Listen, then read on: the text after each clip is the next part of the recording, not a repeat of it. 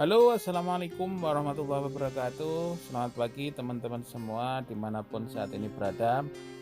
Hari ini hari Kamis tanggal 7 Mei tahun 2020 bertepatan dengan 14 Ramadan 1441 Hijriah. Alhamdulillah hingga hari ke-14 ini kita masih diberikan kelancaran dalam menjalankan puasa di bulan suci Ramadan ini. Alhamdulillah pula hingga saat ini kita masih diberikan kelancaran dalam beraktivitas sehari-hari dan masih diberikan kesehatan sehat walafiat, amin ya Allahumma amin.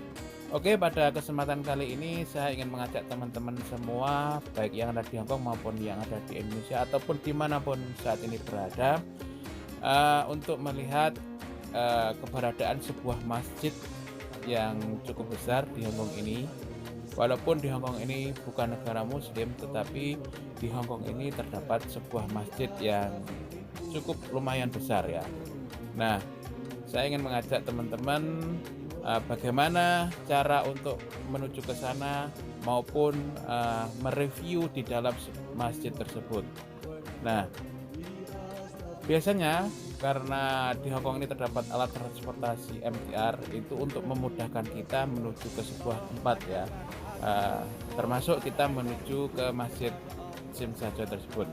Nah, kita setelah menggunakan MTR, kalau di sini disebut MTR, eh, kita turun di stasiun Tsim Sha Tsui ya, turun di stasiun Tsim Sha Tsui, keluar melalui pintu exit B1, keluar melalui exit pintu B1. Nah, begitu keluar kita sudah melihat kemegahan masjid tersebut.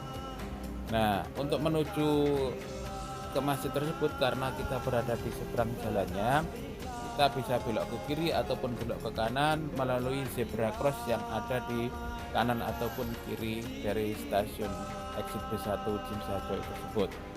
Nah, di Tsim Sha Tsui tersebut atau di daerah Tsim Sha Tsui ini adalah salah satu tempat tujuan wisata favorit yang ada di Hongkong ini, khususnya wisata belanja ya teman-teman.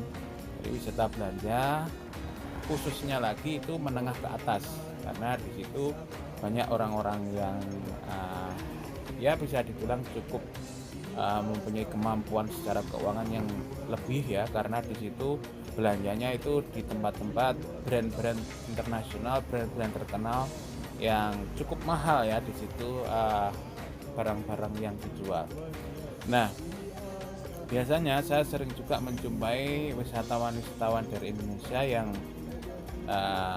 yang Muslim ya, itu susah untuk mencari tempat untuk beribadah atau untuk sholat. Ya, sering menghubungi, Mas, gimana untuk menuju ke tempat yang bisa digunakan untuk ibadah. Padahal di situ terdapat sebuah masjid. Nah, mungkin melalui video saya ini bisa dijadikan sebuah guidance ataupun petunjuk baik yang ingin wisata di daerah Tsim Sha Tsui ini maupun buat teman-teman yang sudah berada di Hongkong tapi belum tahu bagaimana cara untuk menuju ke Masjid Tsim Sha Tsui ini. Nah, sebenarnya masjid ini namanya itu Masjid Jami Kowloon ya teman-teman, karena Kowloon itu salah satu distrik terbesar yang ada di Hongkong ini. Tetapi di kalangan teman-teman Indonesia lebih terkenal namanya Masjid Tsim Sha Tsui atau TST, singkatan dari Tsim Sha Tsui. Nah, masjid ini dinamakan sebenarnya Masjid Jami Kowloon. Nah, bisa dilihat ini penampakan dari depan. Masjid Jami Kowloon Islam dan Islamic Center seperti itu ya. Nah, ini penampakan dari depan, sangat artistik sekali ya, baik dari pintu masuknya maupun dari arsitekturnya. Nah, Masjid Jami Kowloon ini dibangun waktu masih zaman pemerintahan Inggris ya di Hongkong ini. Nah, ini usia masjid ini uh, cukup lumayan banyak ya teman-teman.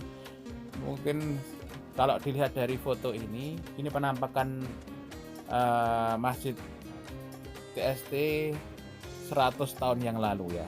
waktu 100 tahun yang lalu. Penampakannya seperti ini. Jadi uh, masih banyak pohon, masih belum banyak gedung-gedung yang bertingkat, ya. Penampakannya kan seperti ini penampakannya. Nah, tentu masjid ini sudah banyak melalui atau mengalami perubahan atau pemugaran ya teman-teman. Jadi mungkin beberapa kali dipugar. Jadi tidak persis asli dari waktu pertama kali dibangun.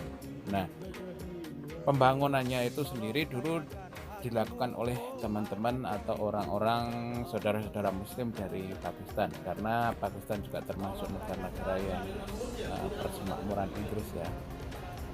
Ada India, ada Pakistan dan lain-lainnya. Itu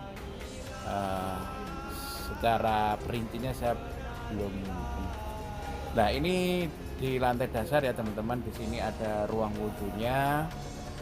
Nah, ini ruang wudhu masuk ke situ, dan masjid ini sendiri ada 4 tingkat ya, 4 tingkat. Ini di lantai dasar juga ada, bisa digunakan untuk sholat. Nah, ini lantai bawah, ini di bawah. Dan ini penampakannya, jadi sebelah kanan ini untuk putri, sebelah kiri untuk putra. Nah, ini sebelah kanan ini untuk tempat sholat putri. Nah, ini salah satu dokumen dari atau prasasti dari masjid ini.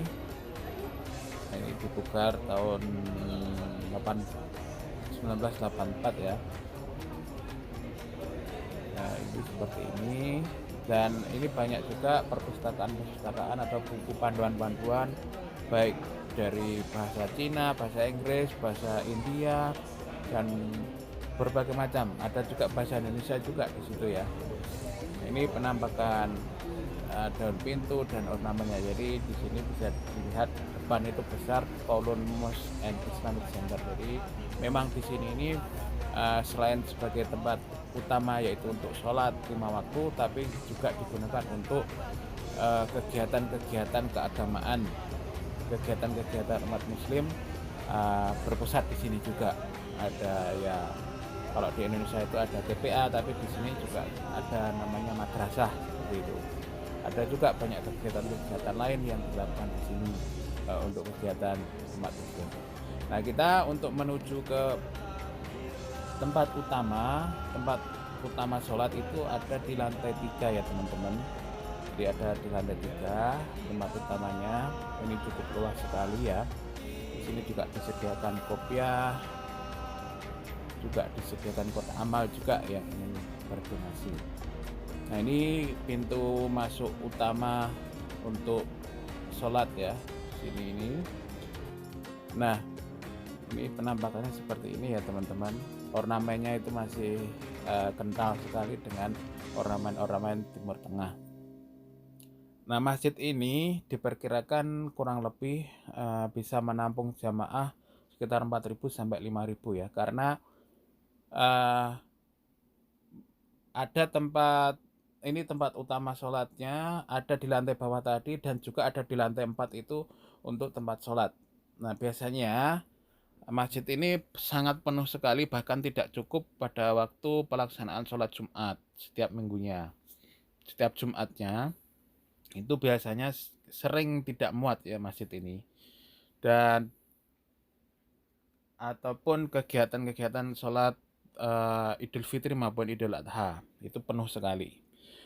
Dan jamaah dari masjid ini itu didominasi dari saudara-saudara muslim dari Pakistan, India, Cina, Hong Kong, dan Indonesia. Ada pula dari Filipina dan dari berbagai negara lainnya, baik yang berada di Hong Kong maupun dari wisatawan muslim yang dari negara lain. Nah, ini ketika pada waktu pelaksanaan sholat Jumat ya teman-teman, sangat penuh sekali. Dan saya pun biasanya juga sholat Jumatnya di masjid ini. Nah, masjid ini sendiri salah satu yang terbesar di Hong Kong. Jadi ada beberapa banyak masjid yang ada di Hong Kong ini, ada di Wan Chai, ada di Sentral, ada di Chaiwan, dan banyak musola-musola yang terdapat di Hong Kong ini. Jadi di Hong Kong ini sangat multicultural ya, ada berbagai macam etnis, berbagai macam agama bisa diterima oleh masyarakat Hong Kong, seperti itu. Nah, biasanya kalau pelaksanaan sholat Jumat itu kalau di Masjid Sim Sacho ini menggunakan dua bahasa ya, ada bahasa Pakistan dan juga bahasa Inggris. Tiga ya, ada bahasa Pakistan, bahasa Inggris, dan bahasa Arab. Jadi pelaksanaan sholat Jumat itu khotibnya itu menggunakan bahasa Pakistan. Nah, ini ruangan untuk madrasah laki-laki ya. Oke, sampai di sini dulu ya teman-teman penjelasan saya tentang keberadaan Masjid Terbesar Hong Kong.